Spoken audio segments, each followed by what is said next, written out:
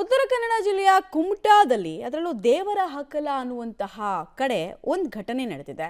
ಯಾರೂ ಇಲ್ಲದ ಸಮಯವನ್ನು ನೋಡಿಕೊಂಡು ಇಡೀ ಮನೆಗೆ ಬೆಂಕಿ ಹಚ್ಚಿ ತನ್ನ ವಿಕೃತಿಯನ್ನು ಮೆರೆದಿದ್ದಾನೆ ದುಷ್ಕರ್ಮಿಯೊಬ್ಬ. ದಿನಕರ್ ಅನ್ನೋರ ಮನೆಗೆ ಫೈಜಾನ್ ಜಾಫರ್ ಶೇಖ್ ಅಂತ ಜಸ್ಟ್ 18 ವರ್ಷದ ಹುಡುಗ ಈ ದಿನಕರ್ ಮನೆಗೆ ಬೆಂಕಿ ಕೊಟ್ಟಿರೋದು.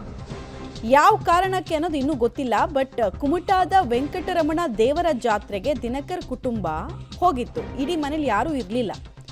ಸೊ ದಿನಕರ್ ಮನೆಗೆ ಈ ಟೈಮ್ನಲ್ಲಿ ಫೈಜಾನ್ ಜಾಫರ್ ಶೇಖ್ ಅನ್ನೋ ಹುಡುಗ ಬಂದು ಬೆಂಕಿ ಕೊಟ್ಟಿರೋದು. ದಿನಕರ್ ಮನೆಗೆ ಬೆಂಕಿ ಹಚ್ತಾ ಇದ್ದ ಹಾಗೆ ಅಕ್ಕಪಕ್ಕದ ಜನ ಬೆಂಕಿಯನ್ನು ನಂದಿಸೋ ಪ್ರಯತ್ನವನ್ನು ಮಾಡಿದ್ರು.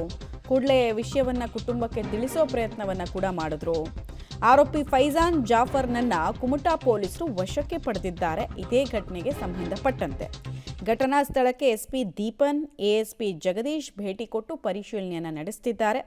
ಅಹಿತಕರ ಘಟನೆ ನಡೆಯದಂತೆ ದೇವರ ಹಕ್ಕಲದಲ್ಲಿ ಪೊಲೀಸರನ್ನ ನಿಯೋಜನೆ ಮಾಡಲಾಗಿದೆ. ಯಾಕಂದರೆ ಕೋಮು ಸೂಕ್ಷ್ಮ ಪ್ರದೇಶ ಉತ್ತರ ಕನ್ನಡ, ದಕ್ಷಿಣ ಕನ್ನಡ ಎಲ್ಲ ಇಂಥದ್ದು ಒಂದು ಇನ್ಸಿಡೆಂಟ್ ಆಗಿಬಿಟ್ರೆ ಇಡೀ ಜಿಲ್ಲೆಯೇ ಇದರಲ್ಲಿ ಬೆಂಕಿಯಲ್ಲಿ ಬೆಂದು ಹೋಗುತ್ತೆ.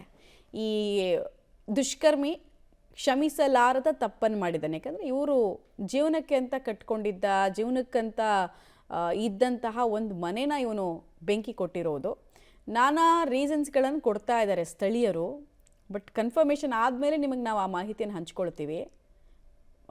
ಬಟ್ ಶಾಕಿಂಗ್ ಇವೆಲ್ಲವೂ ಕೂಡ. ಒಂದು ಇಡೀ ಮನೆಗೆ ಬೆಂಕಿ ಹಚ್ತಾನೆ ಏಕಾಏಕಿ ಬಂದು ಅಂತ ಅಂದರೆ ಆಬ್ವಿಯಸ್ಲಿ 2 ವಿಚಾರಗಳನ್ನು ಕ್ಲಿಯರ್ ಮಾಡ್ತೀವಿ. ಯಾವುದೇ ದ್ವೇಷಗಳು ಈ ಮನೆಯವ್ರ ಜೊತೆಗೆ ಅವನಿಗೆ ಫೈನಾನ್ಸ್ ವಿಚಾರದಲ್ಲೋ ಅಥವಾ ಇನ್ನೇನೋ ಕಿರುಕುಳಗಳಾಗಿತ್ತೋ ಆ ಥರದ್ದು ಏನೂ ಅಲ್ಲ. ಬೇರೆದೇ ಒಂದು ಆಯಾಮ ಇದೆ. ಕನ್ಫರ್ಮೇಷನ್ ಸಿಕ್ಕ ಮೇಲೆ ಮಾಹಿತಿಯನ್ನು ಹಂಚ್ಕೊಳ್ತೀವಿ.